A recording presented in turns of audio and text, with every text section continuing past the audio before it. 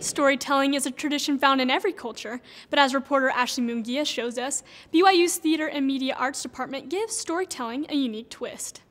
Professor Teresa Love is usually the one in front of an audience, but today she's a student at the Timpanogos Storytelling Conference. She says that her participation here in the workshops will help bring material back to her students in BYU's storytelling course. We're really grateful that the Theater and Media Arts Department finds it worthy to support storytelling. It's the basis of all we do in film and television, so it's a great thing for them to support and to help the students grow. Rachel Poland is one of Professor Love's students and says this conference helps her grow her story in and out of the classroom. And I just loved being able to work with all of these professionals. They had done it for a long time. They knew what they were doing.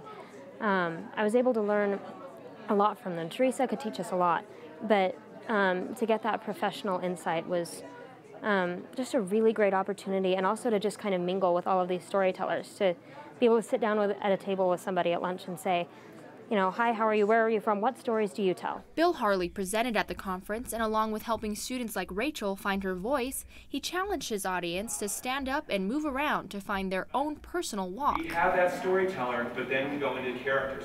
Audience member Carl Black says he can apply what he learns to his profession. I'm a physician by background, and education and storytelling are integral really to how we interact with patients and define what we do and how we treat. And so I think that the Storytelling Festival has a lot of messaging for people in my profession. I loved how he distilled down his thought process of how he comes up with a story and defines what the elements are, what the conclusion should be. Presenter Fran Stallings went with a different approach and used props to help her audience with remembering a childhood story. Fran asked her students to choose an item off the table to help them spark a story.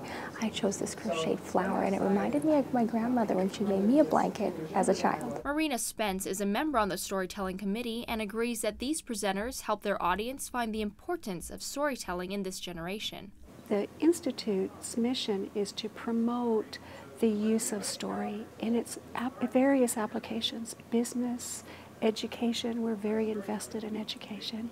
So the conference is part of that. We're really excited. Barry Relaford works on the conference committee and also presents, and says that this conference is where you can learn all the skills behind a professional storyteller. This is where you get to kind of peel back the curtain and really see how to do what they're doing. And again, that's for people who are beginners at storytelling, all the way up to professionals who travel from all over to come see this. So whether you're a mother who reads bedtime stories or a professional storyteller, the Timpanogos Storytelling Conference helps remind all students that stories are the constant bridge between peoples and cultures.